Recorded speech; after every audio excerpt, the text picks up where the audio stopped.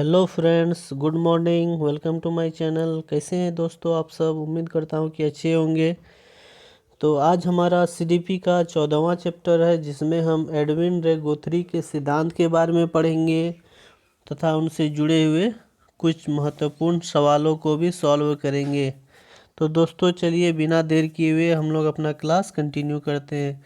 दोस्तों इससे पहले मेरा रिक्वेस्ट है, यदि आप चैनल से नए जुड़े हैं तो मेरे चैनल को सब्सक्राइब जरूर करें। बेल आइकन को दबाकर अपना नोटिफिकेशन प्राप्त कर सकते हैं और लाइक कीजिएगा, कमेंट कीजिएगा मेरे चैनल पे।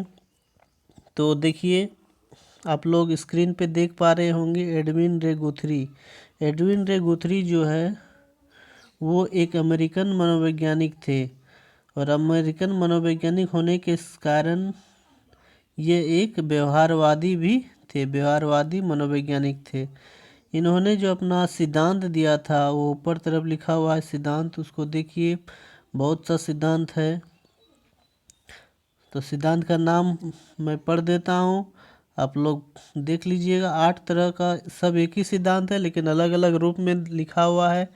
तो पहला सिद्धांत है स्थापन अधिगम का सिद्धांत, दूसरा है प्रतिस्थापन का सिद्धांत, तीसरा है निकटता का सिद्धांत, चौथा है समीप्य अधिगम का सिद्धांत, पांचवा है समीपता का सिद्धांत, छठा है साहचर्यवादी अधिगम का सिद्धांत, सातवां है एकल प्रयास अधिगम सिद्धांत, आठवां है नवीनता का सिद्धांत। इतने प्रकार के उन्होंने सिद्धांत दिए थे। अब देखिए बाएं तरफ है लिखा हुआ प्रयोग। इन्होंने जो प्रयोग किए थे वो एक सहयोगी के साथ, सहयोगी का नाम था जेपी हर्टन। जेपी हर्टन के साथ उन्होंने जो प्रयोग किए थे उस जानवर का नाम था बिल्ली, और दूसरा था खरगोश। तो पहला प्रयोग उन्होंने बिल्ली पर किए थे, तो हम लोग याद रखेंगे बिल्ली पर प्रयोग किसके साथ किए थे, तो जेपी हर्टन के साथ। उसके बाद नीचे तरफ देखिए उन्होंने बल दिया था, एक शब्द, एक वाक्य है लिखा हुआ है गहरा प्रयास सीखना। उसको हम लोग आगे पढ़ेंगे, तत्काल अभी याद रखिए। उन्होंने एक गहरा प्रयास सीखने पर बल दिया था बहुत ज़्यादा। और इधर देखिए महत्व नहीं दिया, किस पर महत्व नहीं दिए थे, पुनर्वलन एक शब्द है। पुनर्वलन शब्द का जो महत्व है उसको ये उन्होंने स्वीकार नहीं किया था। पुनर्वलन का अर्थ हम लोग जानते हैं क्या होता है, दंड, पुरस्कार, प्रोत्साहन जो है, ये सब पुनर्वलन है। तो इतना आप लोग समझ चुके हैं। अब आगे देखते हैं, 2 पॉइंट दिया हुआ है।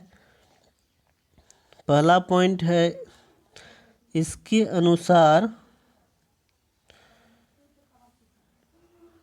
ये पहला पॉइंट, ये दूसरा पॉइंट। तो पहला पॉइंट में है इसके अनुसार उद्दीपक और अनुक्रिया के मध्य जो अनुबंधन होता है वह पुनर्वलन द्वारा न होकर उद्दीपक और अनुक्रिया के मध्य समीपता के आधार पर होता है।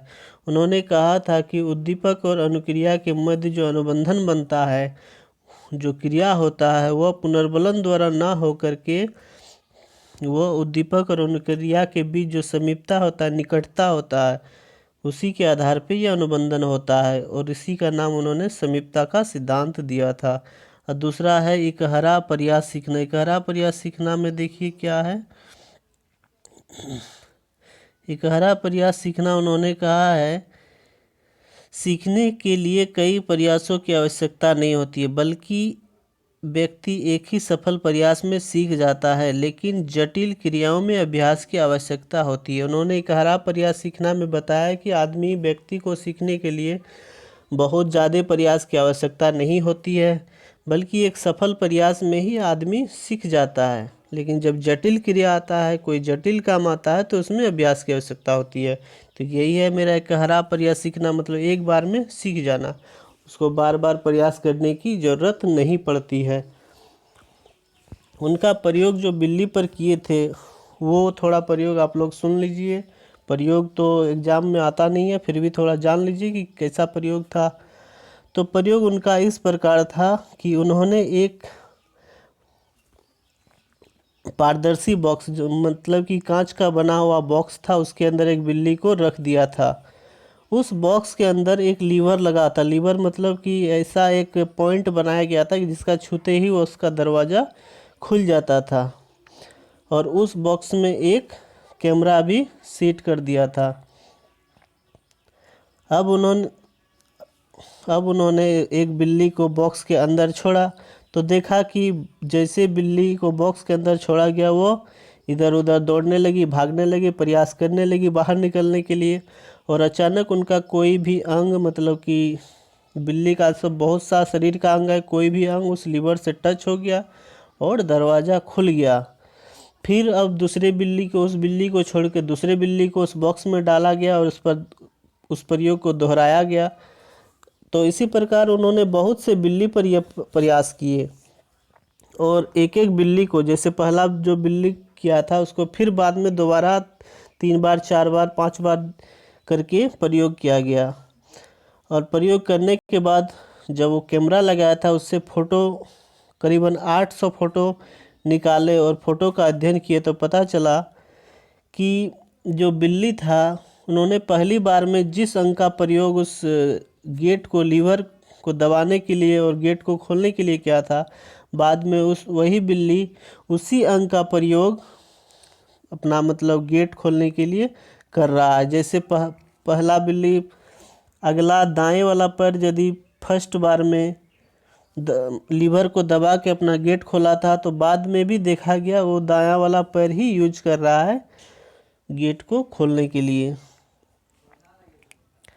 तो इसी के आधार पर उन्होंने अपना समीपता का सिद्धांत दिया था कि पहले प्रयास में जो इधर उधर दौड़ भाग रहे थे उसका कोई मतलब नहीं रहता है, लेकिन जब वो सफल प्रयास करता है जिसके द्वारा उसका गेट खुल जाता है तो वो प्रयास को उन्होंने सीख जाता है और वही उनका जो सफल प्रयास हुआ उसको इकहरा प्रयास कहते हैं। और इसी के आधार पर उन्होंने समीपता का सिद्धांत दिया था कि लास्ट वाला जो स्टेज रहता है वो बिल्ली याद रखता है और बाद में वही प्रक्रिया को दोहराता है। तो यही था उनका प्रयोग। अब आगे हम लोग चलेंगे और क्वेश्चन पेपर देखेंगे। तो क्वेश्चन सेट देखते हैं। तो पहला क्वेश्चन स्क्रीन पे आ चुके हैं, आप लोग देख पा रहे होंगे, सॉल्व कीजिए मेरे साथ साथ। क्वेश्चन है पहला, प्रतिस्थापन का सिद्धांत किस मनोवैज्ञानिक ने दिया था? तो प्रतिस्थापन का सिद्धांत हमारे एडविन रे गुथरी साहब द्वारा दिए गए, इसलिए 1 का 1 नंबर राइट आंसर हो जाएगा। दूसरा क्वेश्चन देखिए, संबंधवाद साहचर्यवाद के सिद्धांत की कौन सा बंध संबंधित है? साहचर्यवाद संबंधवाद जो सिद्धांत है उसमें कौन सा बंध नीचे संबंधित है? तो ये एसआर थ्योरी से संबंधित है, मतलब स्टिमुलस और रिस्पॉन्स। तो देखिए 2 का 3 नंबर उद्दीपन व प्रतिक्रिया लिखा हुआ, उद्दीपन नहीं होके उद्दीपक व प्रतिक्रिया होगा, इसलिए 2 का 3 नंबर राइट आंसर है। तीसरा क्वेश्चन देखिए, अधिगम के स्थानांतरण हेतु सर्वाधिक उपयुक्त परिस्थिति आवश्यक है। तो अधिगम का जब स्थानांतरण होता है, एक जगह से दूसरे जगह प्रयोग आता है, तो सबसे उपयुक्त परिस्थिति होना चाहिए समान घटक, मतलब कि एक समान घटक होना चाहिए, तब पहला जो अधिगम किए हैं उसको बाद में हम लोग कर सकते हैं, इसलिए 3 का राइट आंसर 2 नंबर समान घटक हो जाएगा। चौथा क्वेश्चन देखिए, एक परिस्थिति में अर्जित ज्ञान का दूसरी परिस्थिति में उपयोग कहलाता है, तो क्या कहलाता है? सीखने में स्थानांतरण। 4 का 1 नंबर राइट आंसर। पांचवा क्वेश्चन देखिए, किस अधिगम मनोवैज्ञानिक ने बाल अधिगम विकास में पुरस्कार को महत्व नहीं दिया? बहुत इंपॉर्टेंट क्वेश्चन। राइट आंसर इसका हो जाएगा क्या? गुथरी साहब, यानी 5 का 3 नंबर राइट आंसर। छठा क्वेश्चन देखिए, निम्नलिखित में से किस एक से शिशु के अधिगम को सहायता नहीं मिलता है? तो 4 ऑप्शन पढ़िए, राइट आंसर क्या हो जाएगा? स्कूल का बस्ता। 6 का 1 नंबर राइट आंसर। सातवां क्वेश्चन, सीखने की प्रक्रिया में सीखने का स्थानांतरण हो सकता है। सीखने का स्थानांतरण क्या हो सकता है? सकारात्मक भी हो सकता है, नकारात्मक भी हो सकता है और कुछ भी नहीं हो सकता। तो तीनों ऑप्शन सही है, इसलिए राइट आंसर क्या हो जाएगा? चौथा नंबर, ये सभी। आठवां क्वेश्चन, निम्न में से कौन सा कारक अधिगम के स्थानांतरण में मदद नहीं करता? अधिगम के स्थानांतरण में कौन सा कारक मदद नहीं करता? तो राइट आंसर हो जाएगा थकान, यानी 3 नंबर। आगे चलते हैं, 9वां क्वेश्चन देखते हैं, एडविन रे गुथरी कहाँ के मनोवैज्ञानिक थे? तो अमेरिका के मनोवैज्ञानिक थे, इसलिए राइट आंसर 1 नंबर हो जाएगा।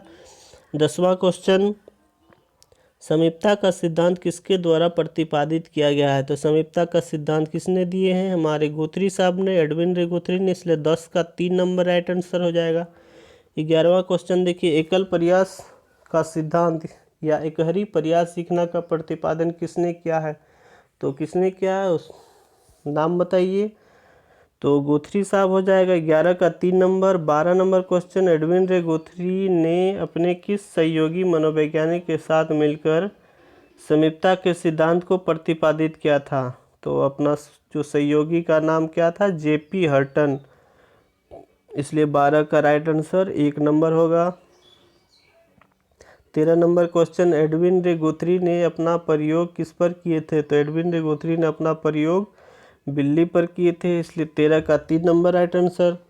14 नंबर क्वेश्चन, निम्नलिखित में से किस सिद्धांत एडविन रे गुथरी द्वारा दिए गए हैं? चारों सिद्धांत पढ़िए। कौन सा सिद्धांत एडविन रे गुथरी द्वारा दिया गया है? तो निकटता का सिद्धांत, यानी 14 का 3 नंबर राइट आंसर।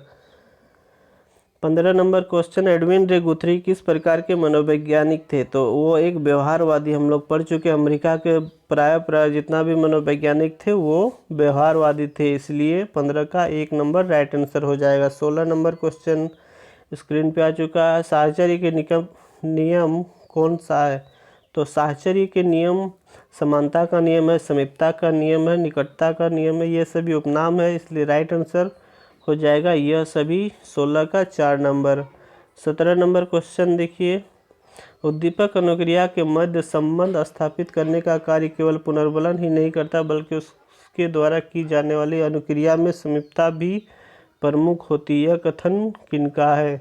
तो यह कथन एडविन रे गुथरी साहब द्वारा दिया गया, इसलिए 17 का 4 नंबर राइट आंसर।